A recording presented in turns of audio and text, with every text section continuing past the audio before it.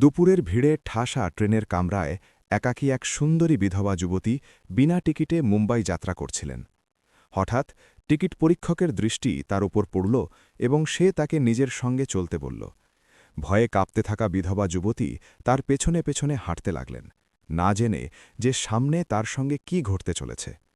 সেদিন টিকিট পরীক্ষক নিজের কেবিনে নিয়ে সেই বিধবা যুবতীর সঙ্গে যে আচরণ করল, তাতে মানবতাও লজ্জায় মাথা নিচু করে গেল। বন্ধুরা, পুরো সত্য ঘটনা জানতে ভিডিওটি শেষ অবধি দেখুন এবং এই ভিডিওতে একটি লাইক দিন আর আমাদের চ্যানেল অবশ্যই সাবস্ক্রাইব করুন।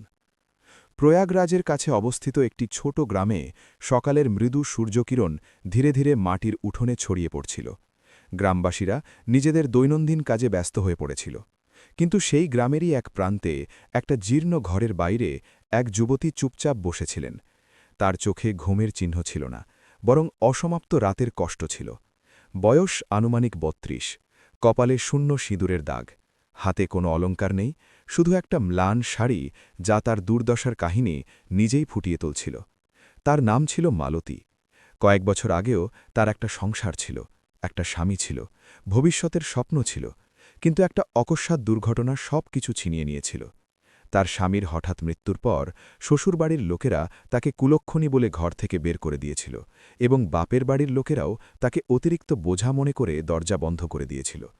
এখন মালতীর কাছে না ছিল আশ্রয়, না ছিল কোনো সাহায্য, আর না ছিল ভরসা।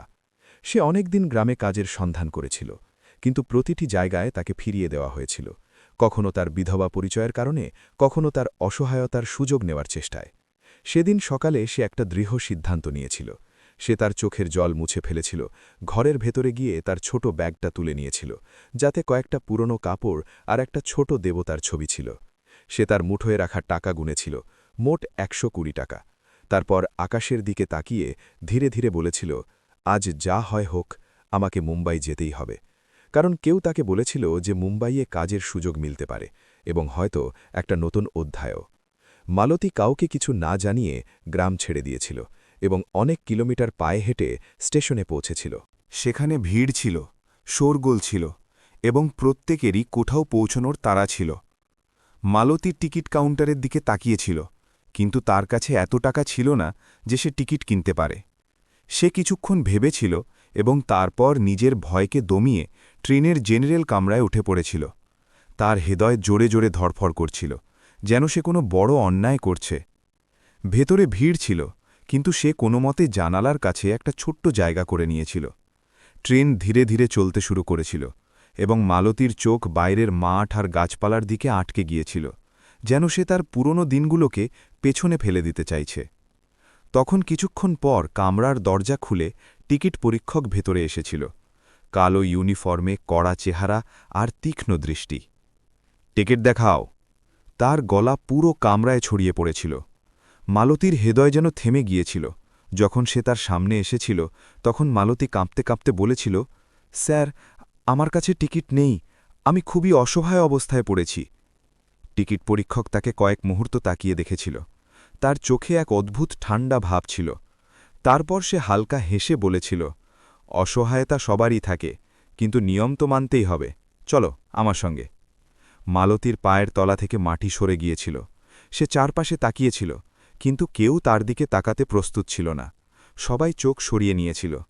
মালতী ধীরে ধীরে উঠেছিল এবং টিকিট পরীক্ষকের পেছনে পেছনে চলতে শুরু করেছিল।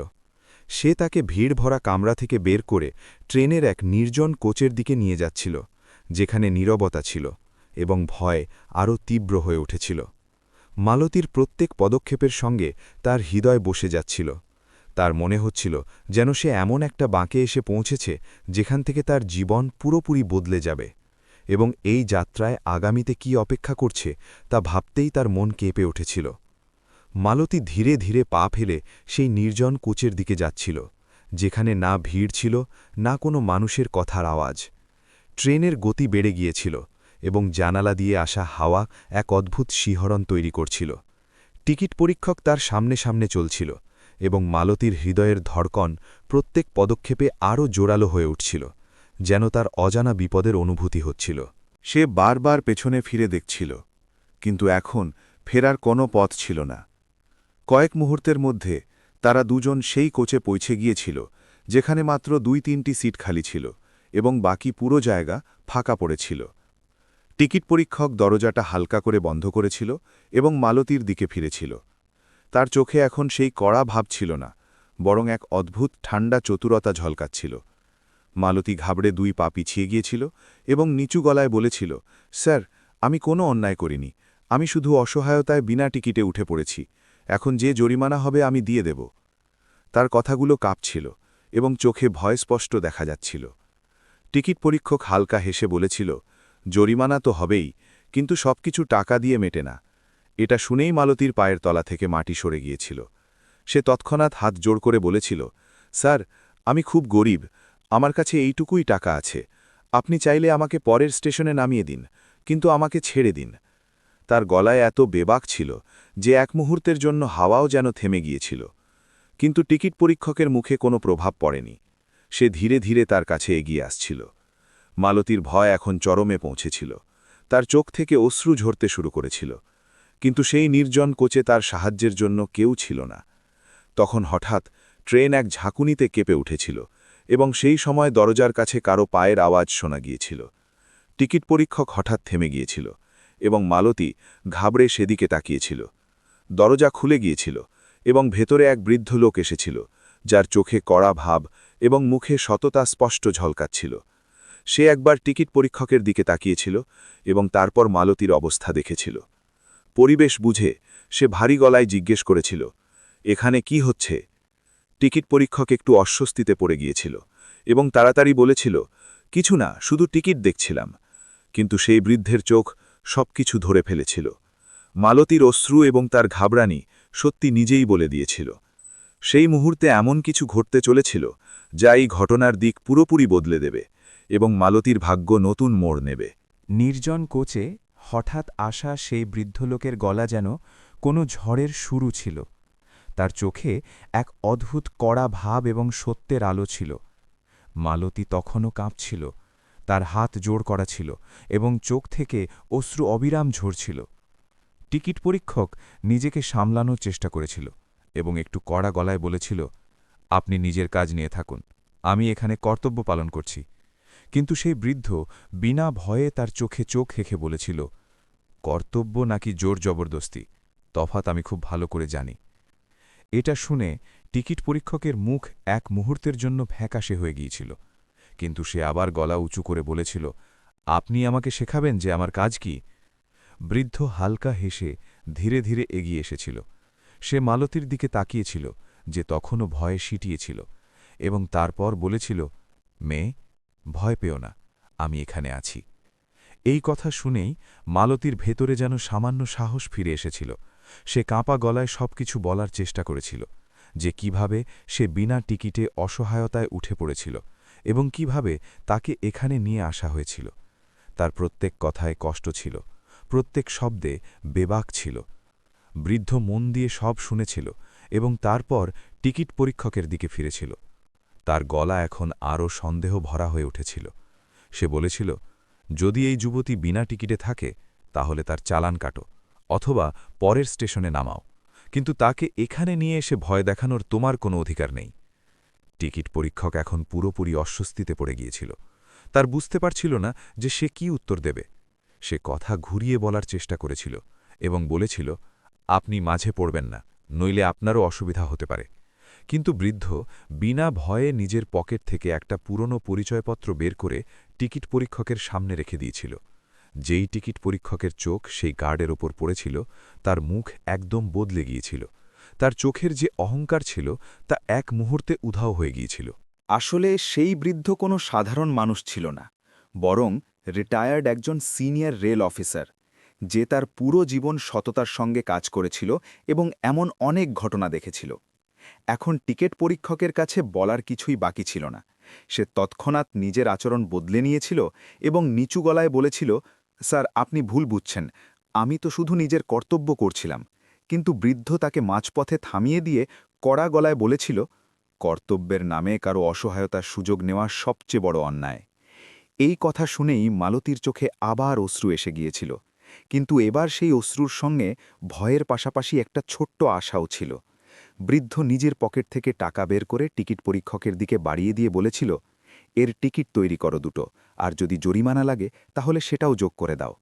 টিকিট পরীক্ষক কিছু না বলে টাকা নিয়েছিল এবং তাড়াতাড়ি টিকিট তৈরি করতে শুরু করেছিল। তার গলায় এখন আগের মতো কড়া ভাব ছিল না, বরং তাতে ভয় স্পষ্ট ঝলকাচ্ছিল। কয়েক মিনিটের মধ্যে সে টিকিট তৈরি করে মালতীকে দিয়ে দিয়েছিল এবং চোখ না মিলিয়ে সেখান থেকে বেরিয়ে গিয়েছিল। যেই সে চলে গিয়েছিল, মালতীর পা অবশ হয়ে গিয়েছিল এবং সে সেই সিটে বসে পড়েছিল। তার হাত তখনও কাঁপছিল, কিন্তু হৃদয়ে এক অদ্ভুত স্বস্তি ছিল। সে বৃদ্ধের দিকে তাকিয়েছিল এবং কেঁদে কেঁদে তার পায়ে ঝুঁকে পড়েছিল, কিন্তু বৃদ্ধ তাকে তৎক্ষণাৎ তুলে নিয়ে স্নেহের সঙ্গে বলেছিল, মেয়ে, কারো সামনে এত ঝুঁকো না যে নিজের চোখে নিজেকে ছোট করে ফেলো। এই পৃথিবী যতটা নিষ্ঠুর ততটাই দয়ালুও, শুধু সঠিক সময়ে সঠিক ব্যক্তি মিলে গেলে জীবন বদলে যেতে পারে। মালতী অশ্রু মুছে প্রথমবার হালকা হাসি তার মুখে এসেছিল। ট্রেন এখন তার গতিতে এগিয়ে চলছিল এবং জানালার বাইরের দৃশ্য বদলাচ্ছিল, যেন মালতীর জীবনও এক নতুন বাঁকের দিকে এগোচ্ছিল।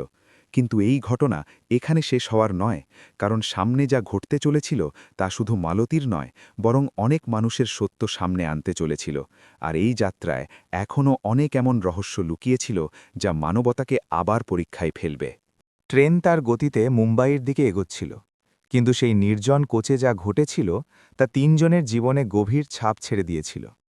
মালতী এখন একটু সামলে নিয়েছিল এবং জানালার কাছে বসে চুপচাপ বাইরে তাকিয়েছিল। তার হাতে টিকিট ছিল, কিন্তু মন তখনও ভয়ে ছিল। অন্যদিকে টিকিট পরীক্ষক নিজের কেবিনে বসেছিল, কিন্তু আজ তার মন অদ্ভুতভাবে অস্থির ছিল। বৃদ্ধের কথাগুলো তার মাথায় বারবার ঘুরছিল।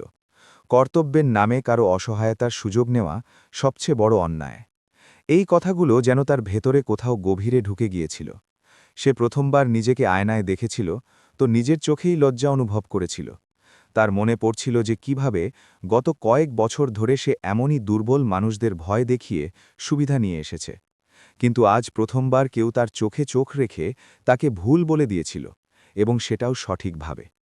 সেই রাতে ট্রেন যখন মুম্বাই পৌঁছেছিল, তখন সবাই নিজেদের পথে চলে গিয়েছিল, কিন্তু টিকিট পরীক্ষকের পা যেন ভারী হয়ে গিয়েছিল। মালতী প্ল্যাটফর্মে নেমে এদিক ওদিক তাকাতে শুরু করেছিল। তার কাছে না কোনো ঠিকানা ছিল, না কোনো পরিচয়। সে ভিড়ে হারিয়ে যাচ্ছিল। তখন পেছন থেকে একটা গলা এসেছিল, মালতী শোনো। সে ঘুরে দেখেছিল সেই টিকিট পরীক্ষকই, কিন্তু এবার তার মুখে সেই কড়া ভাব ছিল না, বরং এক সত্যিকারের দ্বিধা এবং অনুতাপ ছিল।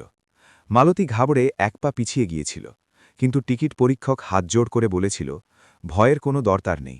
আমি তোমার কাছে ক্ষমা চাইতে চাই। আজ যা করেছি তা ভুল ছিল। আমি নিজেকে ক্ষমা করতে পারছি না। মালতী তার কথা শুনে চুপ করেছিল। তার বুঝতে পারছিল না যে সে বিশ্বাস করবে কিনা। টিকিট পরীক্ষক ধীরে ধীরে বলেছিল, যদি তুমি চাও তাহলে আমি তোমার সাহায্য করতে পারি। এখানে মুম্বাইয়ে একা থাকা সহজ নয়। আমার বাড়িতে আমার মা থাকেন। তুমি সেখানে কয়েকদিন থাকতে পারো, যতদিন না তোমার কোনো কাজ মিলে যায়। মালতীর জন্য এই সিদ্ধান্ত সহজ ছিল না, কিন্তু তার কাছে আর কোনো পথও ছিল না। সে কিছুক্ষণ ভেবে ধীরে ধীরে সম্মতি দিয়েছিল। এটাই সেই মুহূর্ত ছিল যেখান থেকে দুজনের জীবন এক নতুন পথে মোড় নিতে চলেছিল। টিকিট পরীক্ষক তাকে নিজের ছোট বাড়িতে নিয়ে গিয়েছিল, যা মুম্বাইয়ের এক সাধারণ কলোনিতে ছিল। সেখানে তার বৃদ্ধা মা থাকতেন, যিনি খুবই সরল এবং দয়ালু স্বভাবের ছিলেন। যখন তিনি মালতীকে দেখেছিলেন, তখন কোনো প্রশ্ন না করে তাকে নিজের ঘরে জায়গা দিয়ে দিয়েছিলেন। মালতীর প্রথমবার মনে হয়েছিল যেন তাকে আবার একটা পরিবার মিলে গিয়েছে। পরের কয়েকদিনে মালতী ঘরের কাজে হাত লাগাতে শুরু করেছিল এবং পাশের এলাকায় কাজ খুঁজতে শুরু করেছিল।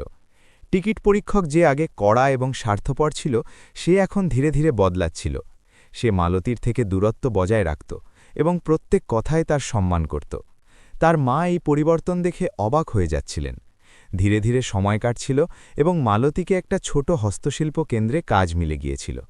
তার জীবন ধীরে ধীরে স্বাভাবিক হয়ে আসছিল, কিন্তু সংগ্রাম এখনও শেষ হয়নি। কলোনির লোকেরা নানা রকম কথা ছড়াতে শুরু করেছিল। কেউ বলতো এই যুবতীকে, কেউ বলতো টিকিট পরীক্ষক তাকে কেন রেখেছে। সমাজের চোখ সবসময় প্রশ্ন তুলত। অনেকবার মালতীকেও অপমান সহ্য করতে হয়েছিল, অনেকবার টিকিট পরীক্ষককেও কটূক্তি শুনতে হয়েছিল, কিন্তু সে এবার হার মানেনি। সে ঠিক করেছিল যে সে এখন সঠিক পথে চলবে। সময়ের সঙ্গে দুজনের মধ্যে এক অকথিত সম্পর্ক গড়ে উঠেছিল, যাতে না কোনো তাড়াহুড়ো ছিল, না আর কোনো স্বার্থ, শুধু বোঝাপড়া এবং সম্মান ছিল। মালতী এখন হাসতে শুরু করেছিল এবং টিকিট পরীক্ষকের ভেতরের মানুষটাও পুরোপুরি বদলে গিয়েছিল। একদিন যখন মালতী কাজ থেকে ফেরার সময় কিছু লোক তাকে বিরক্ত করেছিল, তখন টিকিট পরীক্ষক বিনা ভয়ে তাদের মোকাবিলা করেছিল। সেদিন মালতীর প্রথমবার মনে হয়েছিল যে কেউ আছে যে তার জন্য দাঁড়াতে পারে। এটাই সেই মুহূর্ত ছিল যখন তার হৃদয়ে টিকিট পরীক্ষকের জন্য এক আলাদা জায়গা তৈরি হয়ে গিয়েছিল। কয়েক মাস পর টিকিট পরীক্ষক নিজের মায়ের সামনে নিজের অনুভূতি প্রকাশ করেছিল এবং বলেছিল যে সে মালতীকে বিয়ে করতে চায়। তার মা হেসে বলেছিলেন, বাবা, মানুষের আসল পরিচয় তার কর্ম হয় এবং মালতীর মতো যুবতী এই ঘরের জন্য আশীর্বাদ। কিন্তু এই পথ এত সহজ ছিল না। সমাজ, আত্মীয়স্বজন এবং পুরনো অভিযোগ বারবার তাদের সামনে দাঁড়িয়ে যাচ্ছিল। অনেকবার পরিস্থিতি এত খারাপ হয়ে যাচ্ছিল যে দুজনের মনে হচ্ছিল হয়তো এই সম্পর্ক ভেঙে যাবে। কিন্তু প্রত্যেকবার তাদের বিশ্বাস এবং একে অপরের প্রতি সম্মান তাদের আবার দাঁড় করিয়ে দিত। অবশেষে একটা ছোট মন্দিরে বিনা কোনো আড়ম্বরে দুজনে একে অপরের হাত ধরে বিয়ে করে নিয়েছিল। সেই বিয়ে সাধারণ হলেও তাতে সততা এবং ভালোবাসার যে গভীরতা ছিল তা কোনো বড় অনুষ্ঠানের চেয়ে অনেক বেশি মূল্যবান ছিল। কিন্তু ঘটনা এখানে শেষ হয়নি, কারণ বিয়ের পর আসল সংগ্রাম শুরু হয়েছিল। জীবন তাদের সামনে নতুন নতুন চ্যালেঞ্জ তুলে ধরেছিল, কখনো টাকার অভাব, কখনো সমাজের অবজ্ঞা এবং কখনো পুরনো ছায়া যারা তাদের পিছু ছাড়তে প্রস্তুত ছিল না। কিন্তু এখন দুজনে একা ছিল না, তারা একসঙ্গে ছিল এবং সেই সঙ্গই তাদের সবচেয়ে বড় শক্তি হয়ে উঠেছিল। সেদিন থেকে মালতী এবং সেই টিকিট পরীক্ষক যে নিজেকে বদলে নিয়েছিল, এক নতুন জীবন শুরু করে দিয়েছিল, যেখানে প্রত্যেক দিন এক নতুন পরীক্ষা ছিল, কিন্তু প্রত্যেক রাত এক নতুন আশাও ছিল। বিয়ের পর মালতী এবং অমিতের জীবন ধীরে ধীরে এক নতুন ছন্দে মিশে যাচ্ছিল। সকালের প্রথম আলোর সঙ্গে ঘরে উনুনের হালকা আঁচ চলত। মালতী নিজের হাতে রুটি বানাত এবং অমিতের মা দেবতার সামনে প্রদীপ জ্বালিয়ে দুজনের সুখের কামনা করতেন। ঘর ছোট ছিল, কিন্তু তাতে আপনত্ব ভরা ছিল। প্রত্যেক কোণে এক নতুন শুরুর গন্ধ ছিল। অমিত এখন আগের মতো ছিল না। তার আচরণে এক গভীরতা এসে গিয়েছিল। সে প্রত্যেক পদক্ষেপ চিন্তা করে রাখত এবং মালতীর সম্মানকে সবার উপরে রাখত। মালতীও ধীরে ধীরে নিজের কষ্ট পেছনে ফেলে এগিয়ে যাওয়ার চেষ্টা করছিল। হস্তশিল্প কেন্দ্রে তার কাজ ভালো চলছিল এবং সেখানকার অন্য যুবতীরাও এখন তাকে আপন করে নিয়েছিল। কিন্তু এই শান্তির মাঝে এক অজানা ভয় সবসময় তার হৃদয়ের কোনো কোণে লুকিয়ে থাকত, যেন কোনো পুরনো ছায়া এখনও তার পিছু নিয়েছে। এবং সেই ছায়া একদিন সত্যি হয়ে তার সামনে এসে দাঁড়িয়েছিল। সেই দুপুরে যখন সূর্য মাথার উপর ছিল এবং মালতী কাজ থেকে ফিরছিল, গলির মোড়ে তিনটে ছায়া হঠাৎ তার রাস্তায় এসে দাঁড়িয়েছিল, যেন সময় থেমে গিয়েছিল। তার চোখ যেই সামনে দাঁড়ানো লোকটির ওপর পড়েছিল, তার হৃদয় জোরে ধরভর করে উঠেছিল। সে তার দেওর ছিল, সেই লোক যার চোখে কখনো সম্পর্কের সম্মান ছিল না, বরং শুধু লোভ ছিল। তার সঙ্গে আরও দুজন লোক ছিল, যাদের চোখে স্পষ্ট খারাপ উদ্দেশ্য ঝলকাচ্ছিল। দেওর এক ঠান্ডা হাসির সঙ্গে বলেছিল, কি খবর ভাবি, এখন তো বড় শহরে রানী হয়ে থাকছ। মালতীর গলা শুকিয়ে গিয়েছিল। সে নিজেকে সামলে বলেছিল, আমাকে রাস্তা দাও, আমার তোমার সঙ্গে কোনো কথা নেই। কিন্তু তার কথায় যতটা কড়া ছিল, হৃদয়ে ততটাই ভয় ছিল। দেওর তার আরও কাছে এসে নিচু কিন্তু বিষাক্ত গলায় বলেছিল, কথা তো বলতেই হবে, কারণ যে জমি তোমার নামে আছে সেটা আমাদের দরকার। সই করে দাও এবং নিজের নতুন জীবন আরামে কাটাও, নইলে এই নতুন সংসার এবং এই নতুন মানুষের গল্প বেশি দিন চলবে না। এটা শুনেই মালতীর পায়ের তলা থেকে মাটি সরে গিয়েছিল। তার মনে হয়েছিল যেন কেউ আবার তার দুনিয়া উজাড় করতে এসেছে। সে কিছু না বলে নিজেকে ছাড়িয়ে নিয়ে দ্রুত ঘরের দিকে ছুটেছিল। তার হৃদয় জোরে জোরে ধড়ফড় করছিল, শ্বাস ভেঙে যাচ্ছিল এবং চোখ থেকে অশ্রু থামছিল না। ঘরে পৌঁছেই সে দরজার কাছে বসে পড়েছিল এবং ফুপিয়ে ফুপিয়ে কাঁদতে শুরু করেছিল। কিছুক্ষণ পর যখন অমিত ঘরে এসে মালতীকে এই অবস্থায় দেখেছিল, তখন তার হৃদয় কেঁপে উঠেছিল। সে তৎক্ষণাৎ তার কাছে বসে তার হাত ধরেছিল এবং ধীরে ধীরে পুরো কথা জেনেছিল। প্রত্যেক শব্দের সঙ্গে তার মুখ বদলাচ্ছিল, তার চোখে রাগ ছিল, কিন্তু এবার সেই রাগ অসংযত ছিল না, বরং এক দায়িত্ববোধে ভরা ছিল। সে মালতীর অশ্রু মুছে বলেছিল, এখন তুমি একা নও। এটা শুনে মালতীর ভেতরে যেন সামান্য প্রাণ ফিরে এসেছিল। কিন্তু আসল পরীক্ষা এখন শুরু হয়েছিল। পরের দিন থেকে দেওর এবং তার লোকেরা কলোনিতে এসে হইচই করতে শুরু করেছিল।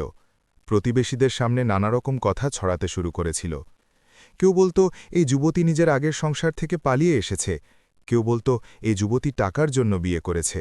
সমাজের জীব বিষ ছড়াতে শুরু করেছিল এবং প্রত্যেক কটূক্তি মালতীর হৃদয়কে চিড়ে দিচ্ছিল। অনেকবার সে রাতে চুপচাপ কাঁদত এবং নিজেকে প্রশ্ন করত যে সে কি সঠিক সিদ্ধান্ত নিয়েছে। কিন্তু প্রত্যেকবার অমিত তার হাত ধরে তাকে আশ্বস্ত করত যে সত্যের পথ কখনো সহজ হয় না। একদিন পরিস্থিতি এত খারাপ হয়ে গিয়েছিল যে দেওর তার লোকেদের নিয়ে ঘরের বাইরে এসে জোরে জোরে চিৎকার করতে শুরু করেছিল। সে দরজা পেটাতে শুরু করেছিল এবং হুমকি দিয়েছিল যে যদি মালতী কাগজে সই না করে তাহলে সে দুজনের জীবন বরবাদ করে দেবে। সেই সময় অমিত দরজা খুলে প্রথমবার তার সামনে দৃঢ় হয়ে দাঁড়িয়েছিল। তার চোখে এখন ভয় ছিল না, বরং এক দৃঢ় সিদ্ধান্ত ছিল। সে স্পষ্ট শব্দে বলেছিল, এই ঘর এখন মালতীর এবং আমি তার স্বামী। যদি তুমি আবার এখানে পা রাখো তাহলে আইন তোমাকে জবাব দেবে। এটা শুনে দেওর কয়েক মুহূর্ত চুপ হয়ে গিয়েছিল, কিন্তু তার চোখে প্রতিশোধের আগুন স্পষ্ট দেখা যাচ্ছিল। সেদিনই অমিত সিদ্ধান্ত নিয়েছিল যে এখন এই লড়াই আইনি পথে লড়া হবে। সে মালতীকে নিয়ে উকিলের কাছে গিয়েছিল এবং পুরনো কাগজ বের করিয়েছিল। ধীরে ধীরে সত্য সামনে আসতে শুরু করেছিল যে মালতীই সেই জমির আসল হকদার। কিন্তু এই পথ সহজ ছিল না। প্রত্যেক শুনানি এক নতুন পরীক্ষা হয়ে উঠছিল। কখনো সাক্ষী পিছিয়ে যাচ্ছিল, কখনো বিপক্ষ মিথ্যা প্রমাণ পেশ করছিল। আদালতের চক্কর লাগাতে লাগাতে দুজনে ক্লান্ত হয়ে পড়ছিল, কিন্তু তারা হার মানেনি। এর মাঝে অমিতের চাকরির ওপরও বিপদ ঘনিয়ে আসছিল। অফিসে তার বিরুদ্ধে অভিযোগ পৌঁছতে শুরু করেছিল যে সে বিতর্কিত মামলায় জড়িয়ে পড়েছে।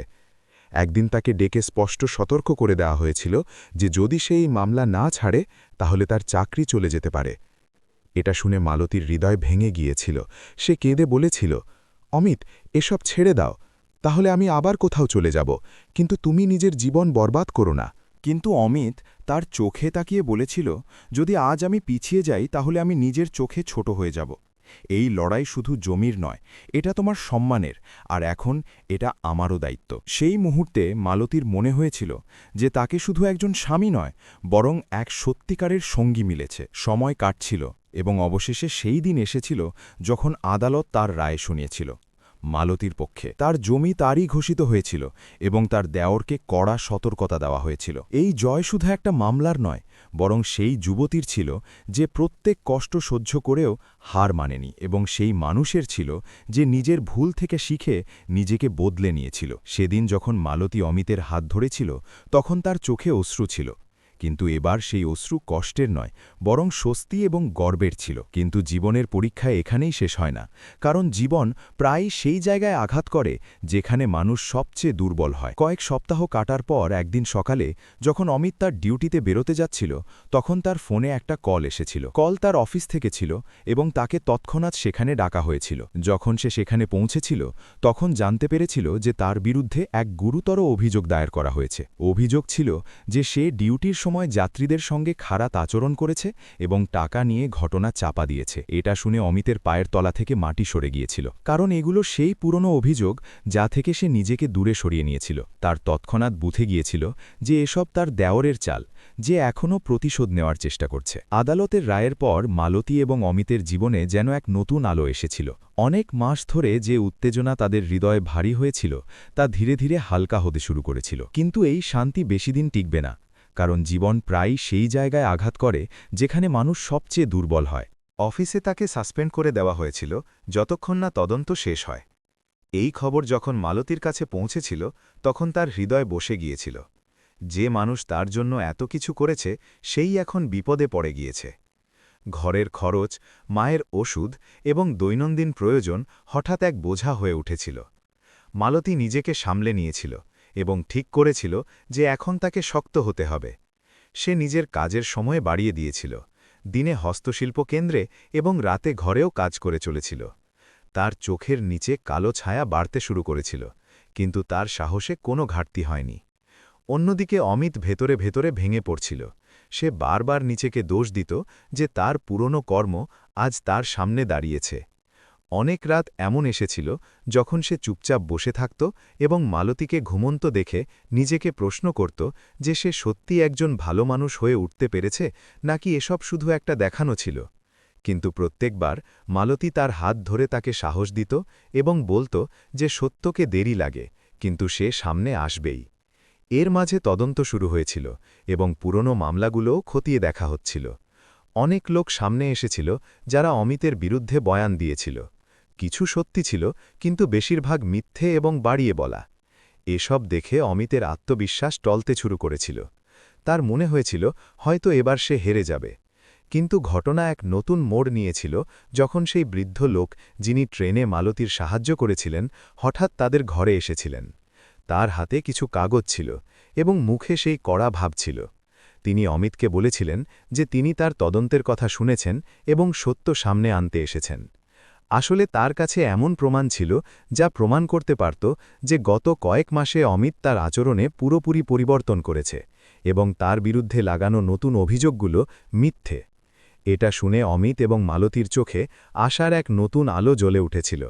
বৃদ্ধ তার পুরনো যোগাযোগ ব্যবহার করে তদন্তে সত্য সামনে আনতে সাহায্য করেছিলেন। ধীরে ধীরে সত্য উন্মোচিত হতে শুরু করেছিল এবং প্রমাণ হয়ে দিয়েছিল যে অমিতকে ফাঁসানোর জন্য ষড়যন্ত্র করা হয়েছিল। কিন্তু এই পুরো প্রক্রিয়া দুজনকে ভেতর থেকে নাড়িয়ে দিয়েছিল। আর্থিক কষ্ট বাড়ছিল, অনেকবার ঘরে চাল পর্যন্ত শেষ হয়ে যাচ্ছিল এবং মালতীকে ধার নিতে হচ্ছিল। কলোনির লোকেরা আবার কথা ছড়াতে শুরু করেছিল। কিছু লোক সহানুভূতি দেখাত আর কিছু কটূক্তি করত, কিন্তু এসবের মাঝে যা ভাঙেনি তা ছিল মালতী এবং অমিতের একে অপরের প্রতি বিশ্বাস। অবশেষে কয়েক সপ্তাহের তদন্তের পর অমিতকে ক্লিন চিট মিলেছিল এবং তার চাকরি ফিরে পেয়েছিল। সেদিন যখন সে ঘরে ফিরেছিল তখন মালতী তাকে দেখে প্রথমবার খুলে হেসেছিল। দুজনের চোখে অশ্রু ছিল, কিন্তু এবার সে অশ্রু জয়ের ছিল। কিন্তু জীবন এখনও একটা মোড় সামলে রেখেছিল। সেই রাতে যখন সব কিছু স্বাভাবিক মনে হচ্ছিল তখন মালতীর হঠাৎ তীব্র যন্ত্রণা হয়েছিল এবং সে মাটিতে পড়ে গিয়েছিল। অমিত ঘাবড়ে গিয়ে তাকে তৎক্ষণাৎ হাসপাতালে নিয়ে গিয়েছিল। ডাক্তার পরীক্ষা করে যা বলেছিল তা দুজনকে অবাক করে দিয়েছিল। মালতী মা হতে চলেছে। এই খবর তাদের জন্য সবচেয়ে বড় আনন্দের কারণ ছিল, কিন্তু সঙ্গে এক নতুন দায়িত্ব এবং ভয়ও নিয়ে এসেছিল। কারণ এখন তাদের শুধু নিজেদের জন্য নয়, বরং আসন্ন সন্তানের জন্যেও লড়তে হবে। সেই রাতে হাসপাতালের ঘরে বসে দুজনে একে অপরের হাত ধরে কিছু না বলেই এই প্রতিশ্রুতি করেছিল যে যত মুশকিল আসুক তারা এখন আর কখনো হার মানবে না। কিন্তু তাদের জানা ছিল না যে আসন্ন সময় তাদের এই প্রতিশ্রুতির সবচেয়ে কঠিন পরীক্ষা নেবে। হাসপাতালের সেই শান্ত ঘরে, যেখানে দেওয়ালে হালকা সাদা রং এবং হাওয়ায় ওষুধের গন্ধ মিশেছিল, মালতী এবং অমিত এক নতুন শুরুর কিনারে দাঁড়িয়েছিল। ডাক্তারের কথা তাদের জীবনকে এক নতুন অর্থ দিয়ে দিয়েছিল।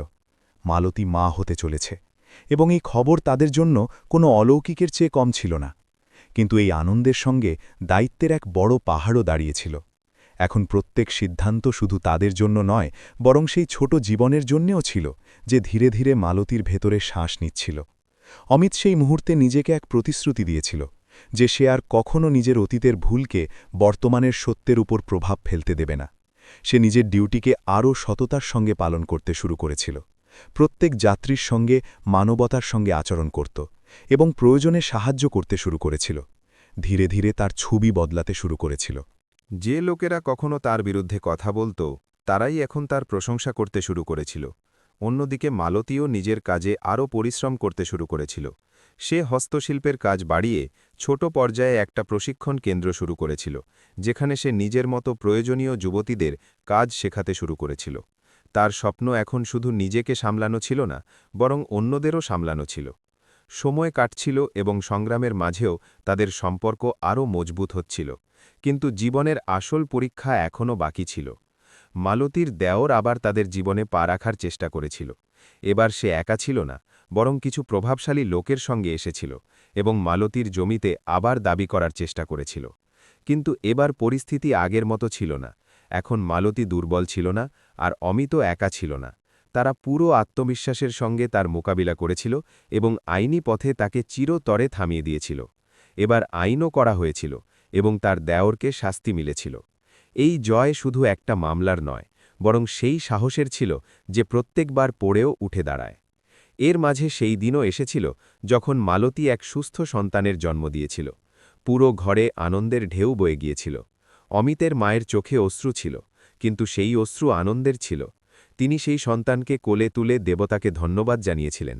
মালতী যখন প্রথমবার নিজের সন্তানকে বুকে জড়িয়েছিল, তখন তার মনে হয়েছিল যেন তার সব কষ্ট সেই মুহূর্তে শেষ হয়ে গিয়েছে। সেই সন্তান শুধু তাদের নয়, বরং তাদের সব লড়াই, কষ্ট এবং জয়ের প্রতীক ছিল। বছর কাটছিল এবং তাদের ছোট ঘর এখন এক সুখী পরিবারে পরিণত হয়ে গিয়েছিল। মালতীর হস্তশিল্প কেন্দ্র এখন এক বড় প্রশিক্ষণ কেন্দ্র হয়ে উঠেছিল, যেখানে অনেক যুবতী নিজের পায়ে দাঁড়াচ্ছিল। অমিত নিজের কাজে সততার উদাহরণ হয়ে উঠেছিল। অনেকবার তাকে সম্মানিত করা হয়েছিল এবং তার গল্প মানুষের জন্য অনুপ্রেরণা হয়ে উঠেছিল। কিন্তু সবচেয়ে বিশেষ কথা ছিল যে তারা নিজেদের জীবনের সেই কষ্টময় অধ্যায় কখনো ভুলে যায়নি, বরং তাকে নিজেদের শক্তি বানিয়ে নিয়েছিল। একদিন যখন অমিত নিজের সন্তানকে নিয়ে সেই ট্রেনেই যাত্রা করছিল যেখানে একসময় তার জীবন বদলে গিয়েছিল, সে জানালা দিয়ে বাইরে তাকিয়ে হেসে বলেছিল, জীবনও অদ্ভুত খেলা খেলে, কখনো ফেলে দেয় তো কখনো তুলে নেয়। আর মালতী তার হাতের ওপর নিজের হাত রেখে বলেছিল, তফাৎ শুধু এটুকু যে এখন আমরা পড়েও সামলে নিতে জানি। সেদিন দুজনের চোখে একই কথা ছিল যে মানুষ যদি নিজের ভুল বুঝে বদলে যায় তাহলে তার জীবন সত্যি বদলে যেতে পারে, এবং একজন যুবতী যদি সাহস না হারায় তাহলে সে যে কোনো অন্ধকারকে আলোয় পরিণত করতে পারে। এটাই এই ঘটনার সত্য ছিল, এটাই এর শেষ ছিল, এবং এটাই সেই শিক্ষা যা প্রত্যেকের হৃদয় ছুঁয়ে যায়। সময় কারোর জন্য থেমে থাকে না, আর মালতী এবং অমিতের জীবনও ধীরে ধীরে এক লম্বা নদীর দিকে বয়ে চলেছিল, যেখানে প্রত্যেক মোড়ে এক নতুন অভিজ্ঞতা, এক নতুন শিক্ষা এবং এক নতুন দায়িত্ব তাদের অপেক্ষায় থাকত। তাদের ছেলে এখন বড় হয়ে উঠছিল, তার চোখে নির্দোষতার সঙ্গে সঙ্গে তার মা-বাবার সংগ্রামের অকথিত গল্পও ঝলকাচ্ছিল। মালতী প্রায়ই তাকে কোলে বসিয়ে নিজের জীবনের গল্প শোনাত, কিন্তু প্রত্যেকবার সে কষ্টের অংশগুলো একটু হালকা করে বলত, যাতে তার হৃদয়ে কোনো বোঝা না পড়ে। সে চাইত যে তার সন্তান ভয় নয়, বরং সাহস শিখে বড় হয়। অন্যদিকে অমিত এখন পুরোপুরি বদলে গিয়েছিল।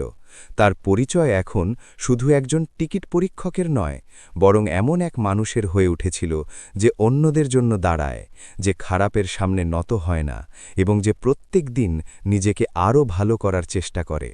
সে নিজের ডিউটির সময় অনেক এমন লোকের সাহায্য করেছিল যারা মালতীর মতো অসহায়তায় ভুল পথ বেছে নিতে বাধ্য হয়।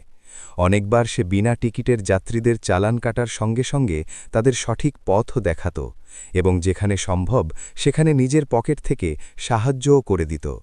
তার এই বদলানো চিন্তাধারা শুধু তার জীবন বদলায়নি, বরং অনেক অন্য লোকের জীবনেও আলো ছড়িয়ে দিয়েছিল। মালতীর হস্তশিল্প কেন্দ্র এখন একটা প্রতিষ্ঠান হয়ে উঠেছিল, যেখানে ডজন ডজন যুবতী কাজ করত এবং নিজের পায়ে দাঁড়িয়ে গিয়েছিল। সে এখন শুধু এক বিধবা যুবতী ছিল না, বরং এক অনুপ্রেরণা হয়ে উঠেছিল।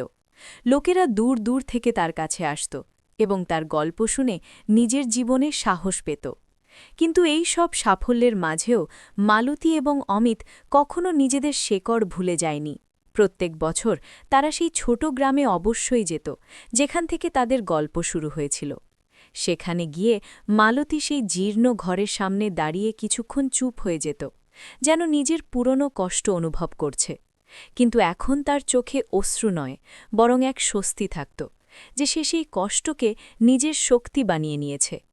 গ্রামের লোকেরা যারা কখনো তাকে বোঝা মনে করত, এখন তাকে সম্মানের চোখে দেখত।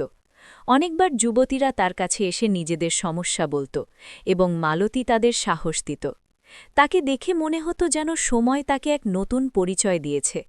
একদিন এমনও এসেছিল যখন সেই গ্রামে এক বড় সভা হয়েছিল, যেখানে মালতীকে সম্মানিত করা হয়েছিল। সেই মঞ্চে দাঁড়িয়ে যখন সে নিজের গল্প বলেছিল, তখন প্রত্যেকের চোখে জল এসে গিয়েছিল। সে বলেছিল, জীবন আমাদের অনেকবার ভেঙে দেয়, কিন্তু যদি আমরা নিজেকে ভাঙতে না দিই তাহলে সেই জীবনই আমাদের সবচেয়ে শক্তিশালী করে দেয়।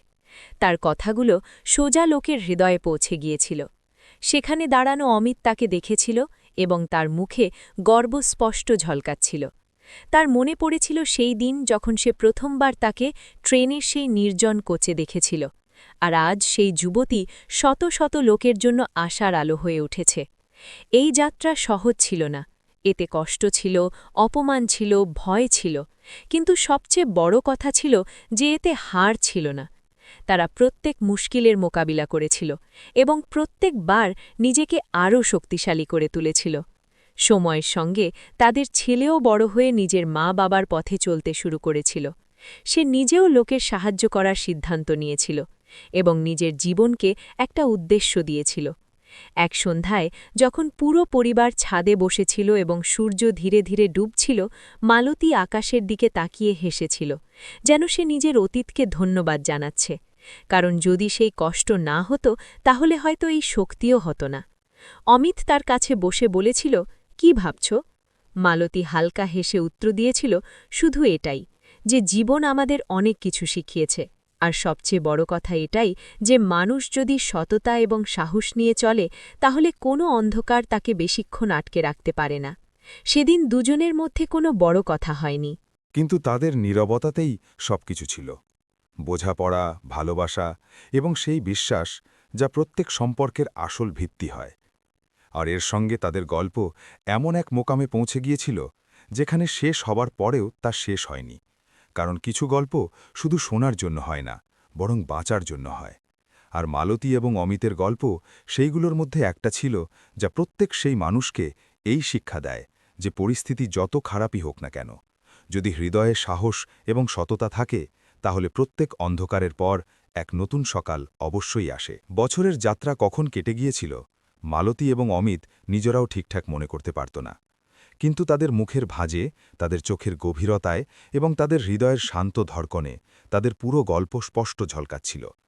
এখন তাদের ঘর শুধু একটা ঘর ছিল না, বরং এমন এক জায়গা হয়ে উঠেছিল যেখানে ভেঙে যাওয়া লোকেরা আসত এবং জুড়ে ফিরে যেত।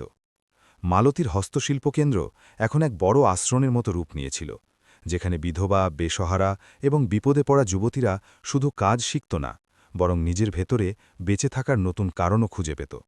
মালতী প্রত্যেক নতুন আসা যুবতীকে দেখে নিজের পুরনো দিনগুলো মনে করত এবং তাকে সেই শক্তি দেওয়ার চেষ্টা করত যা সে একসময় নিজের ভেতরে খুঁজে পেয়েছিল। অন্যদিকে অমিত এখন নিজের চাকরির শেষ পর্যায়ে ছিল, কিন্তু তার সততা এবং মানবতার উদাহরণ এখন দূর দূরান্তে দেওয়া হচ্ছিল। অনেকবার লোকেরা তাকে চিনে বলত, আপনিই তো সেই যিনি এক যুবতীর জীবন বদলে দিয়েছিলেন। কিন্তু প্রত্যেকবার অমিত হেসে বলত, আমি নয়, বরং পরিস্থিতি এবং সেই যুবতীর সাহসী তার জীবন বদলে দিয়েছে, কারণ সে জানত যে আসল শক্তি মালতীর ভেতরে ছিল। একদিন এমন এসেছিল যখন অমিত রিটায়ার হয়ে গিয়েছিল। সেদিন রেলওয়ে স্টেশনে এক ছোট অনুষ্ঠান হয়েছিল, যেখানে তার কাজের প্রশংসা করা হয়েছিল এবং তাকে সম্মানিত করা হয়েছিল। কিন্তু সেই ভিড়ে দাঁড়ানো অমিতের চোখ শুধু একজন মানুষকে খুঁজছিল, এবং সে ছিল মালতী। যখন অনুষ্ঠান শেষ হয়েছিল তখন সে সোজা তার কাছে গিয়ে ধীরে ধীরে বলেছিল, যদি সেদিন তুমি আমাকে ক্ষমা না করতে তাহলে হয়তো আজ আমি এই মানুষ হয়ে উঠতে পারতাম না। মালতী তার দিকে তাকিয়ে হালকা হাসির সঙ্গে বলেছিল, যদি সেদিন আপনি নীলিকে বদলানোর সিদ্ধান্ত না নিতেন তাহলে হয়তো আমিও আজ এখান পর্যন্ত পৌঁছাতে পারতাম না। দুজনের চোখে সেদিনের পুরো যাত্রা একসঙ্গে ঘুরে গিয়েছিল, সেই নির্জন কোচ, সেই ভয়, সেই অশ্রু, এবং তারপর সেই সাহস যা তাদের জীবনকে এক নতুন দিক দিয়েছিল। সময়ের সঙ্গে তাদের ছেড়েও বড় হয়ে এক দায়িত্বশীল মানুষ হয়ে উঠেছিল। সে নিজের মা বাবার সংগ্রাম দেখে এই শিক্ষা পেয়েছিল যে জীবনের সবচেয়ে বড় জিনিস টাকা নয়, বরং মানবতা। সে নিজেও সমাজের জন্য কিছু করার সিদ্ধান্ত নিয়েছিল এবং নিজের মা বাবার কাজকে এগিয়ে নিয়ে যাচ্ছিল। একদিন মালতী নিজের আশ্রমে বসা যুবতীদের মাঝে এক কথা বলেছিল যা তার পুরো জীবনের সার ছিল। সে বলেছিল যে জীবন আমাদের অনেকবার এমন বাঁকে এনে দাঁড় করিয়ে দেয় যেখানে আমাদের মনে হয় যে এখন সব শেষ হয়ে গেছে, কিন্তু সত্যি এটাই যে সেই বাঁকই আমাদের আসল শুরু হয়।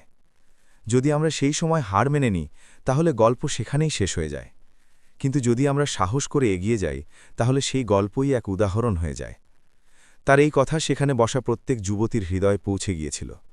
সেই সন্ধ্যায় যখন সূর্য ডুবছিল এবং আকাশ সোনালি রঙে ভরে গিয়েছিল, মালতী এবং অমিত নিজেদের ঘরের ছাদে বসেছিল। হাওয়ায় এক অদ্ভুত শান্তি ছিল, যেন জীবন অবশেষে তাদের সেই শান্তি দিয়ে দিয়েছে যার জন্য তারা এত সংগ্রাম করেছে। অমিত আকাশের দিকে তাকিয়ে বলেছিল, জানো মালতী, সেদিন যদি আমি তোমাকে সেই নির্জন কচি ছেড়ে দিতাম তাহলে হয়তো আজ আমি নিজের চোখে কখনো দাঁড়াতে পারতাম না। মালতী তার দিকে তাকিয়ে ধীরে ধীরে বলেছিল, আর যদি সেদিন আপনি আমাকে মানুষ ভেবে একটা সুযোগ না দিতেন তাহলে হয়তো আমিও আজ এখান পর্যন্ত পৌঁছাতে পারতাম না। দুজনের মাঝে কিছুক্ষণ নীরবতা ছিল, কিন্তু সেই নীরবতাতেই তাদের পুরো গল্প লুকিয়েছিল। সেই গল্প যা কষ্ট দিয়ে শুরু হয়েছিল কিন্তু মানবতায় শেষ হয়েছিল। এবং এটাই এই পুরো গল্পের সবচেয়ে বড় সত্য ছিল, যে মানুষ যদি চায় তাহলে নিজের সবচেয়ে খারাপ রূপ থেকে বেরিয়ে নিজের সবচেয়ে ভালো রূপ পর্যন্ত পৌঁছাতে পারে। শুধু দরকার হয় এক সঠিক সিদ্ধান্তের, এক সঠিক মুহূর্তের এবং এক সত্যিকারের হৃদয়ের। আর যখন এই তিনটে মিলে যায় তখন জীবন শুধু বদলায় না, বরং এক উদাহরণ হয়ে যায়। মালতী এবং অমিতের গল্পও এখন এক উদাহরণ হয়ে উঠেছিল, এক এমন উদাহরণ যা প্রত্যেক সেই মানুষকে এই শিক্ষা দেয় যে পরিস্থিতি যত কঠিনই হোক না কেন, যদি হৃদয়ে মানবতা জেগে থাকে তাহলে প্রত্যেক অন্ধকার একদিন আলোয় পরিণত হয়, এবং এটাই মানবতার সবচেয়ে বড় জয় হয়।